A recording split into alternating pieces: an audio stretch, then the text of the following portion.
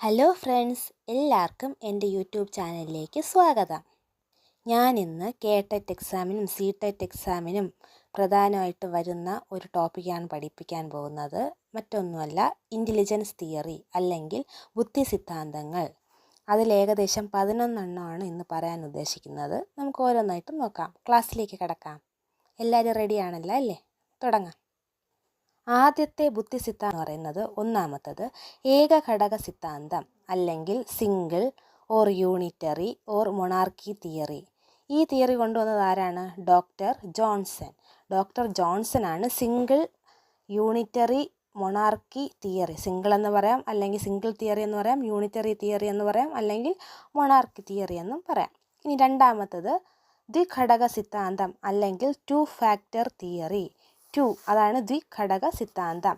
അത് 2 ഫാക്ടേഴ്സ് ഉണ്ട്. ഇത് കൊണ്ടുവന്നത് സ്പിയർമാൻ ആണ് കൊണ്ടുവന്നത്. ഇതിൽ 2 ഫാക്ടേഴ്സ് ഉണ്ട്. ഏതൊക്കെയാണ്? ജി ഫാക്ടറും എസ് ഫാക്ടർ, അഥവാ ജനറൽ ഫാക്ടർ എന്നും സ്പെസിഫിക് ഫാക്ടർ എന്നും പറയുന്നു. ഇനി മൂന്നാമത്തെ ഇൻ്റലിജൻസ് തിയറി എന്ന് പറയുന്നത് മൾട്ടി ഫാക്ടർ തിയറി അല്ലെങ്കിൽ അനാർക്കി തിയറി. അതിൻ്റെ മലയാളം പേര് ബഹുഘടക സിദ്ധാന്തം. ഇത് കൊണ്ടുവന്നത് ആരാണ്? തോണ്ടേക്കാണ് മൾട്ടി ഫാക്ടർ തിയറി അല്ലെങ്കിൽ അനാർക്കി തിയറി കൊണ്ടുവന്നത്. ഇനി അടുത്ത് നാലാമത്തത് സംഘം അല്ലെങ്കിൽ ഗണഘടക സിദ്ധാന്തം, group factor theory or primary mental abilities എന്ന് ചോദിച്ചാൽ അതാരാണ് കൊണ്ടുവന്നത്? തേഴ്സ്റ്റൺ ആണ്. ഏത് കൊണ്ടുവന്നത്? ഗ്രൂപ്പ് ഫാക്ടർ തിയറി അഥവാ പ്രൈമറി മെൻ്റൽ എബിലിറ്റീസ് എന്ന ഇൻ്റലിജൻസ് തിയറി കൊണ്ടുവന്നത്. ഇനി അഞ്ചാമത്തത് ടു ക്ലസ്റ്റർ തിയറി കൊണ്ടുവന്നത് കാറ്റിലും ഹോണുമാണ് ടു ക്ലസ്റ്റർ തിയറി കൊണ്ടുവന്നത്. അതിൽ വരുന്നതാണ് ഫ്ലൂയിഡ് ഇൻ്റലിജൻസും വരുന്നുണ്ട്, ക്രിസ്റ്റലൈഡ് ഇൻ്റലിജൻസും വരുന്നുണ്ട്. ഇനി അടുത്ത് ബുദ്ധിഘടനാ മാതൃക അഥവാ ത്രിമുഖ സിദ്ധാന്തം. ആറാമത്തെ ഇൻ്റലിജൻസ് തിയറിയാണ് ബുദ്ധിഘടനാ മാതൃക അല്ലെങ്കിൽ ത്രിമുഖ സിദ്ധാന്തം അഥവാ structure of intellect model or SI model എന്ന് പറയും. SI മോഡൽ അല്ലെങ്കിൽ സ്ട്രക്ചർ ഓഫ് ഇൻ്റലക്റ്റ് എന്ന് ചോദിച്ചാൽ അതാരാണ്? ഗുൾഫോർഡാണ് കൊണ്ടുവന്നത്. അതിൻ്റെ അകത്തുള്ള 3 കാര്യങ്ങൾ പഠിക്കാറുണ്ട്. അത് ഏതൊക്കെയാണ്? അത് നമുക്ക് എക്സാമിനൊക്കെ ഓർഡർ തെറ്റിച്ചൊക്കെ ചോദിക്കും. ഫസ്റ്റ് പ്രവർത്തനം അല്ലെങ്കിൽ ഓപ്പറേഷൻ, ഉള്ളടക്കം അഥവാ കണ്ടൻറ്റ്, മൂന്നാമത്തത് ഫലം അഥവാ പ്രോഡക്റ്റ്. അപ്പോൾ ഏതൊക്കെയാണ്? Operation, content, product.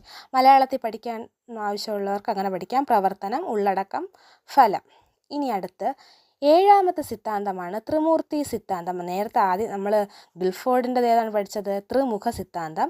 ഇത് ത്രിമൂർത്തി സിദ്ധാന്തം കൊണ്ടുവന്നത് സ്റ്റേൺബർഗ് ആണ് കൊണ്ടുവന്നത്. അതിൻ്റെ ഇംഗ്ലീഷ് നെയിം എന്ന് പറയുന്നത് ട്രയാർക്കി തിയറി. ഇനി എട്ടാമത്തെ സിദ്ധാന്തമാണ് ഏത്? ദ്വിതല സിദ്ധാന്തം. അതിൻ്റെ മറ്റൊരു പേരാണ് ഹ്യൂമൻ ഇൻ്റലിജൻസ് എന്നാണ് ഇംഗ്ലീഷിൽ പറയുന്നത്. അത് കൊണ്ടുവന്നത് ആരാണ്? ആർതർ ജെൻസൺ. അപ്പോൾ ദ്വിതല സിദ്ധാന്തം, ഹ്യൂമൻ ഇൻ്റലിജൻസ്, അത് ആർതർ ജെൻസൺ. ഇനി അടുത്ത് ഏറ്റവും ഇമ്പോർട്ടൻ്റ് ആയിട്ട് പല തവണയും ചോദിച്ചിട്ടുണ്ട്, എക്സാമ്പിളിലൂടെ ചോദിക്കുന്ന ഒരു ക്വസ്റ്റ്യനാണ് 9ാമത്തെ തിയറിയായ ഇൻ്റലിജൻസ് തിയറിയിലെ 9ാമത്തെ ബഹുമുഖ ബുദ്ധി സിദ്ധാന്തം അല്ലെങ്കിൽ മൾട്ടിപ്പിൾ ഇൻ്റലിജൻസ് എന്ന് പറയും.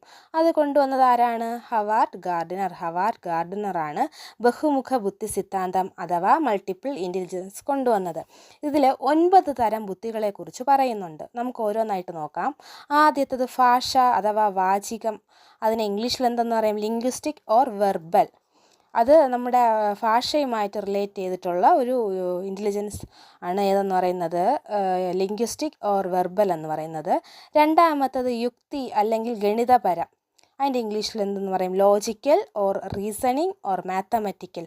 അതായത് മാത്സുമായിട്ട് റിലേറ്റ് ചെയ്ത് നമുക്ക് കണക്കൊക്കെ ചെയ്യാനായിട്ടുള്ള ഒരു ബുദ്ധിയില്ലേ, അതുമായിട്ട് റിലേറ്റ് ചെയ്തിട്ടുള്ളതാണ് ഏതെന്ന് പറയുന്നത്? യുക്തി അല്ലെങ്കിൽ ഗണിതപരം എന്ന് പറയുന്നത്. അടുത്ത മൂന്നാമത്തത് ദൃശ്യസ്ഥലപരം.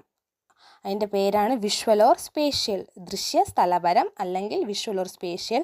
നാലാമത്തത് സംഗീതപരം, മ്യൂസിക്കൽ റിതമിക്. അതായത് മ്യൂസിക് എന്ന് പറയുന്നത് പാട്ടിൽ ചില ആൾക്കാർക്ക് ആ ഇൻ്റലിജൻസ് കൂടുതലാണ് അല്ലേ, പാട്ട് പാടാനുള്ള കഴിവ്. എല്ലാവർക്കും കഴിവുണ്ട് ഇല്ലെന്നല്ല, ചിലർക്ക് അതിൽ കുറച്ചുകൂടെ കൂടുതൽ കഴിവുണ്ടല്ലേ.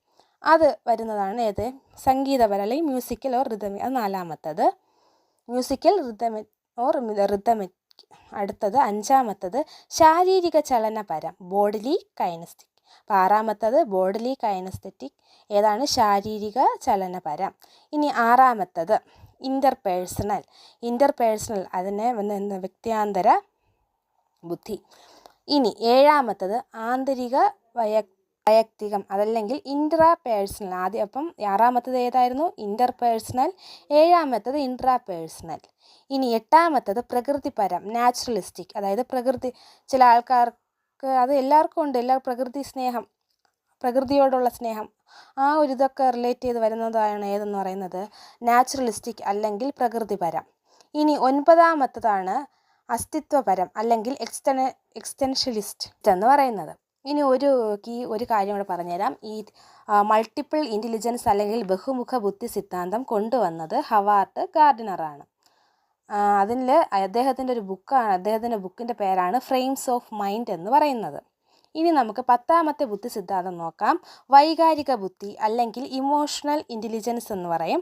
ഇമോഷണൽ കോഎഫിഷ്യൻ്റാണ് EQ എന്ന് പറയുന്നത്. ഇത് കൊണ്ടുവന്നത് ആരൊക്കെയാണ്? Daniel Goleman, Peter Salovey, John Mayer. ഈ 3 ആൾക്കാരാണ് വൈകാരിക ബുദ്ധിയുടെ ഫാദേഴ്സ് എന്നറിയപ്പെടുന്നത്. Daniel Goleman, Peter Salovey, John Mayer. ഇനി വൈകാരിക ബുദ്ധിയുടെ ഘടകങ്ങൾ ഏതൊക്കെയാണെന്ന് നോക്കാം. ഇതും എക്സാമിന് ഒരുപാട് തവണ നമ്മൾ കണ്ടിട്ടുള്ളതാണ്. Self awareness, self regulation, motivation, empathy, social skills. നിങ്ങൾക്ക് മാറിപ്പോവരുത്. ഏതൊക്കെയാണ്? സെൽഫ് അവെയർനെസ്, സെൽഫ് റെഗുലേഷൻ അല്ലെങ്കിൽ ആത്മനിയന്ത്രണം, അഭിപ്രേരണ അല്ലെങ്കിൽ മോട്ടിവേഷൻ, പിന്നെ സഹഭാവം അല്ലെങ്കിൽ അനുതാപം, എമ്പതി, സാമൂഹിക നൈപുണ്യങ്ങൾ അല്ലെങ്കിൽ സോഷ്യൽ സ്കിൽസ്. ഇത് ഇത്രയും വരുന്നത് ഇമോഷണൽ ഇൻ്റലിജൻസിലാണ്. ഇനി 11ാമത്തതാണ് ആത്മീയ ബുദ്ധി അല്ലെങ്കിൽ സ്പിരിച്വൽ ഇൻ്റലിജൻസ് എന്ന് പറയുന്നത്. ഇത് കൊണ്ടുവന്നത് ആരാണ്? 11ാമത്തത് ഇയാൻ മാർഷൽ ആൻഡ് ഡോണ സ്വാഹാർ. ഇത് നിങ്ങൾ ഒരുപാട് തവണ വായിച്ച് പഠിച്ചാൽ മാത്രമേ നിങ്ങൾക്കത് മനസ്സിരിക്കുകയുള്ളൂ. ഒരു തവണ വായിച്ചെന്നും പറഞ്ഞുകൊണ്ടൊരിക്കലും ഇത് നമുക്ക് ഓർത്തെടുക്കാൻ കുറച്ച് നിങ്ങൾ കോഡ് വെച്ച് പഠിക്കണം. കോഡ് വെച്ച് പഠിക്കുമ്പോൾ സ്പിയർമാൻ, ഇപ്പം ഒരു എക്സാമ്പിൾ ഞാൻ പറയാം. 2 ഫാക്ടർ തിയറി എന്താണ്? സ്പിയർമാൻ ആണ് കൊണ്ടുവന്നല്ലേ, സ്പിയർമാൻ. അപ്പോൾ 2 ഫാക്ടർ എന്ന് പറയുമ്പോൾ എന്താണ്? സ്പിയർമാൻ. അതിൽ ഏതൊക്കെ ഫാക്ടറാണെന്നൊക്കെ പറഞ്ഞ ഓർമ്മയുണ്ടല്ലോ, ജനറൽ ഫാക്ടറും സ്പെസിഫിക് ഫാക്ടറും. അതുപോലെ 2 ക്ലസ്റ്റർ തിയറി, അതിലും 2 ഉണ്ട്. അത് അപ്പോൾ 2 ആൾക്കാരുണ്ട് എന്നങ്ങനെ പഠിച്ചു. അപ്പോൾ കാറ്റിലും ഹോൺ മനസ്സിലാക്കി പഠിക്കാൻ ശ്രമിക്കുക. എല്ലാവരും നന്നായിട്ട് പഠിക്കുക. ഇനി അടുത്തൊരു ടോപ്പിക്കുമായി വീണ്ടും വരും. എല്ലാവർക്കും ക്ലാസ് ഇഷ്ടമായെങ്കിൽ അഭിപ്രായം പറയണം. താങ്ക്